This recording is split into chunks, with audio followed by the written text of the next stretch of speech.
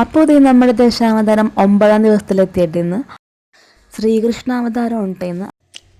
അപ്പോൾ നമ്മുടെ കുട്ടി രാധമാരും കൃഷ്ണന്മാരും ഒക്കെ റെഡി ആയിട്ട് വന്നത് ഘോഷയാത്ര തുടങ്ങിയിട്ടാ. ഞങ്ങളപ്പോൾ ക്രോസ് ചെയ്ത് അമ്പലത്തിൻ്റെ ഉള്ളിലേക്ക് എൻട്രൻസിൻ്റെ അവിടെ വന്ന് നിന്നിട്ടാ.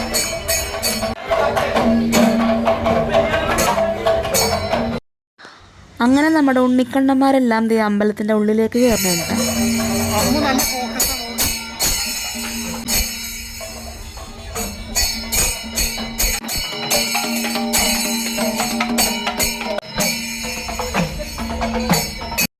കൃഷ്ണനെ കാണാൻ ഇന്ന് പതിവിലും അധികം ആളുകളുണ്ട് കേട്ടോ.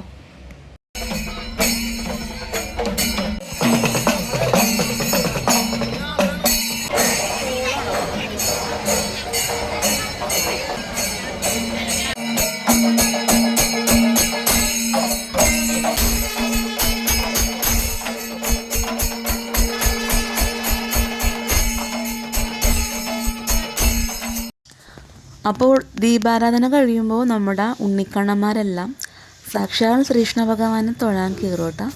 അപ്പോൾ അമ്പലത്തിലെ പ്രദക്ഷിണമൊക്കെ വെച്ച് കഴിഞ്ഞ് വിഷ്ണുമ്പലത്തിൻ്റെ ഫ്രണ്ടിൽ രാധമാരും കൃഷ്ണന്മാരും വെയിറ്റ് ചെയ്തിരിക്കുകയാണ് കേട്ടോ.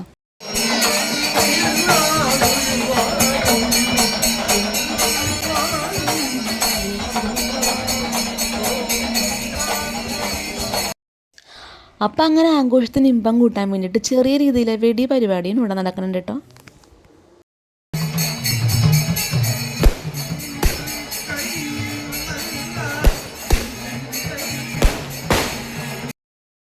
അതിനിടയിൽ ഞങ്ങൾ അമ്പലത്തിൽ കയറി തൊഴുതിറങ്ങിയിട്ടാ. പിന്നെ അതേ പ്രസാദം വാങ്ങിക്കാൻ ക്യൂ നിന്നു.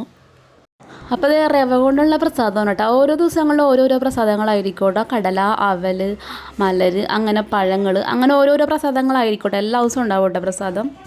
അങ്ങനെ ഞങ്ങൾ കൃഷ്ണാവതാരമൊക്കെ കണ്ട് തൊഴുത് കഴിഞ്ഞു. ഇനിയിപ്പോൾ ഞങ്ങൾ നേരെ വീട്ടിലേക്ക് പോകാൻ കേട്ടോ. അപ്പോൾ ഓക്കെ.